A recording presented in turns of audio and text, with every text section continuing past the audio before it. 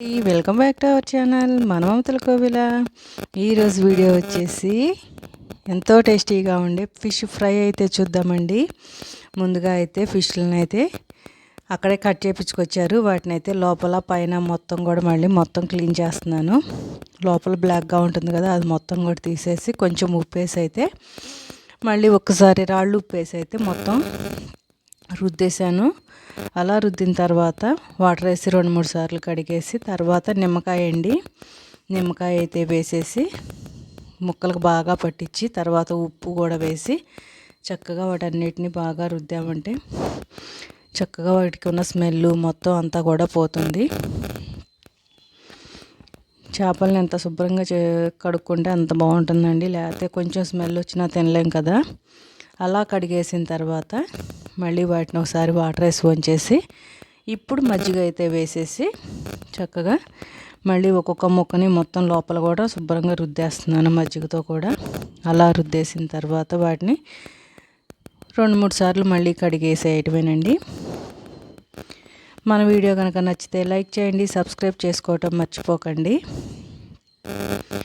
ఇలా మజ్జిగ కూడా వేసేసి చేప ముక్కలన్నిటినీ కూడా శుభ్రంగా అన్నీ వాటిలో అయితే అలా రుద్దేసిన తర్వాత మళ్ళీ వాటర్ పోసి అయితే 2-3 సార్లు కడిగేసి ఇప్పుడు చూడండి ఫిష్ ఎంత తెల్లగా ఉన్నాయో ముక్కలు.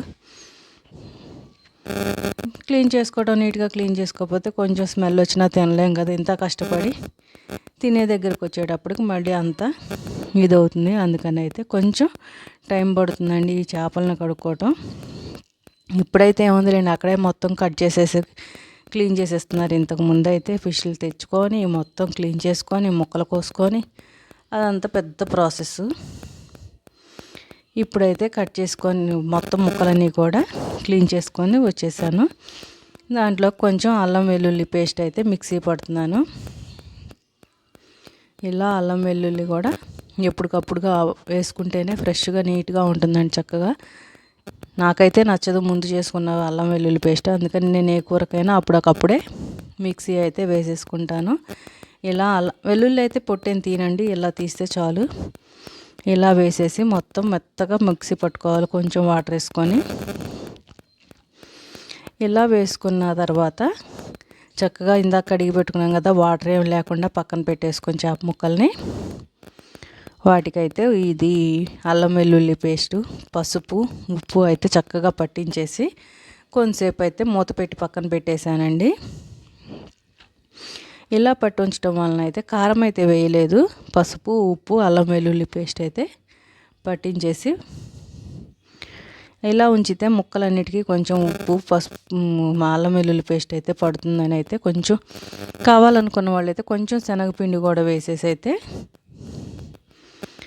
కలిపి పెట్టేసుకోండి. నేనైతే శనగపిండి ఏం వేయలేదు. లైట్గా శనగపిండి వేసుకోవడం వల్ల ఏంటంటే ఫిష్ ఎక్కడ కూడా ఫ్రై చేసేటప్పుడు ఇరక్కుండా ఉంటుంది. నేనైతే ఇలానే వేయించానులేండి, శనగపిండి వేయకుండా. ఇలా మొత్తం కలిపేసి మూత పెట్టి పక్కన పెట్టాను. ఒక 1/2 అవర్ 1 అవర్ తర్వాత అయితే ఆయిల్ పెట్టేసి ఆయిల్ కొంచెం వేడెక్కిన తర్వాత చేప ముక్కలను అయితే వేసేసి ఫ్రై చేసుకోవటమేనండి. వేయంగానే మళ్ళీ తిప్పకుండా కొంచెం వేగిన తర్వాత కొంతసేపటికైతే తిప్పుకుంటే ముక్క ఎక్కడ విరగకుండా నీట్గా వస్తుంది.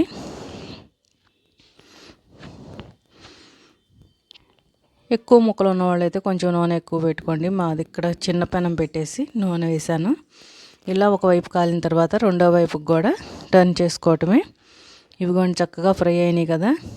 కొంచెం కారం అయితే దీని మీద ఇప్పుడు చల్లుకోవటమే. ముందే పడితే ఏంటంటే వేగే కొంది కారం వస్తుంది, అక్కడ ఉండలేం కాబట్టి. Thank you for watching.